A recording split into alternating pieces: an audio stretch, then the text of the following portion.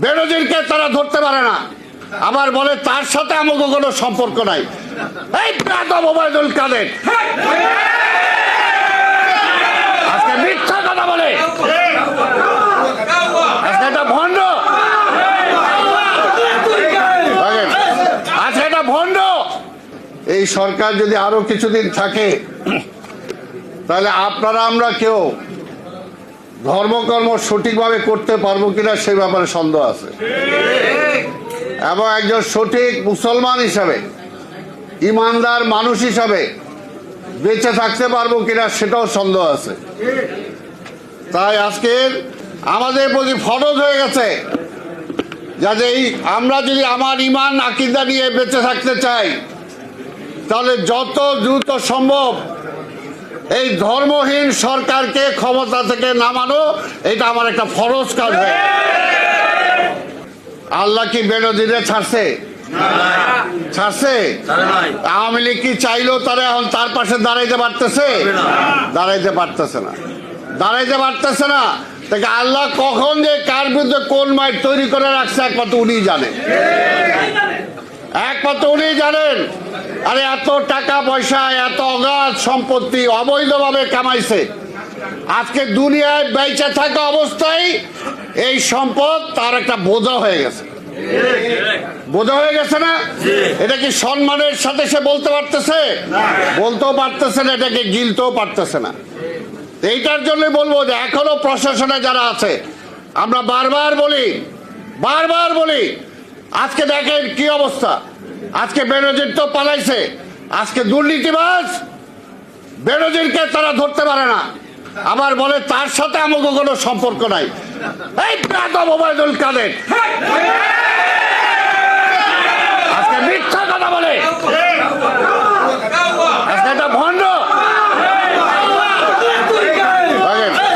আজকে এটা ভণ্ড, নির্লজ্জ, বেহায়া, লজ্জা শরম নাই। আজকে কথায় কথা যখনই দেশ চালাইতে পারে না তখনই বলে তারেককে আনতেছি। এবার তারেক কি করছো? তারেক কি করছে?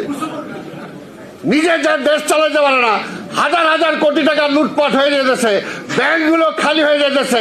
এই পরশুদিনও দেখলাম ইসলামী ব্যাংকের বোল্টের থেকে সোনা চুরি হয়ে গেছে,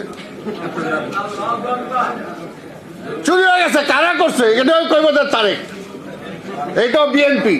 কদিন আগে ঝড় আইছিল, বললো এইটাও বিএনপি আনাইছে ঝড়।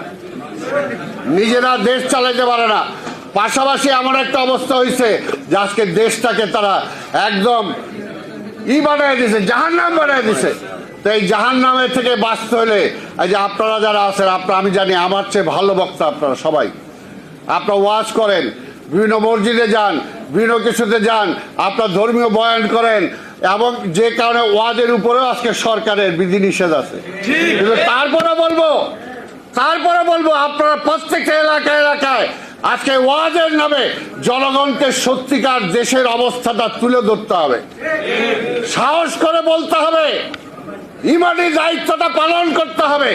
এটা শুধু একা মির্জা ফখরুল ইসলাম আলমগীরের দায়িত্ব না, এটা শুধু একা তারেক রহমানের দায়িত্ব না, বেগম খালেদা জিয়ার দায়িত্ব না, এটা আপনার আমার সবার।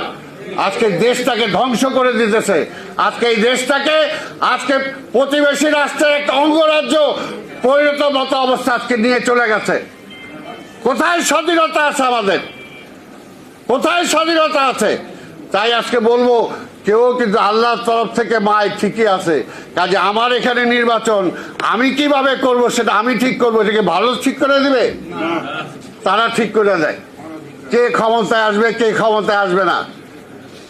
ভণ্ড এগুলো তো আগে একটু এই সুযোগও পায় নাই, এখন সুযোগ হয়েছে। এই যে আমরা যারা আজকে জাতীয়তাবাদের কথা বলি, আমরা যদি ঐক্য এক থাকতে পারি, এক শক্তিতে আমরা যদি মাঠে নামতে পারি, তাহলে তারা ভাইসে যাবে, ভাইসে যাবে। আজকে আমরা ইসলামের কথা বলি, আজকে মধ্যপ্রাচ্য দেখেন, মধ্যপ্রাচ্যের প্রত্যেকটা ইসলামিক দেশ যদি আজকে একজোট হয়ে ইসরায়েলের বিরুদ্ধে কথা বলে, ইসরায়েল টিকতে পারে সেখানে। ঠিক তেমনি আমাদের অবস্থা তাই। আজকে বুঝতে হবে, কাজে সেটার জন্য আজকে আমাদের সবাইকে ঐক্যবদ্ধ হয়ে আজকে আন্দোলন করে তোলা ছাড়া আবার নিজের স্বার্থে এটা এমন না যে খালেদা জিয়ার স্বার্থে, এটা এমন না যে তারেক রহমানের স্বার্থে, এটা আপনার আমার সবার স্বার্থে। আজকে ফরজ, যেটা আমি প্রথমে বলছি, এই হাসিনাকে ক্ষমতা থেকে নামানো, নাই আমার ইমান আকিদা সব শেষ। একবার মক্কায় মদিনা যায় বলে ওই সনদ অনুযায়ী আমি দেশ চালাবো, আরেকবার ভারতে যায় বলে ওদের মত অনুযায়ী দেশ চালাবো, আবার বলে আমি আমেরিকার ইংল্যান্ডের মতো গণতন্ত্র দিব। আসলে ভণ্ড, কোনোটাই না,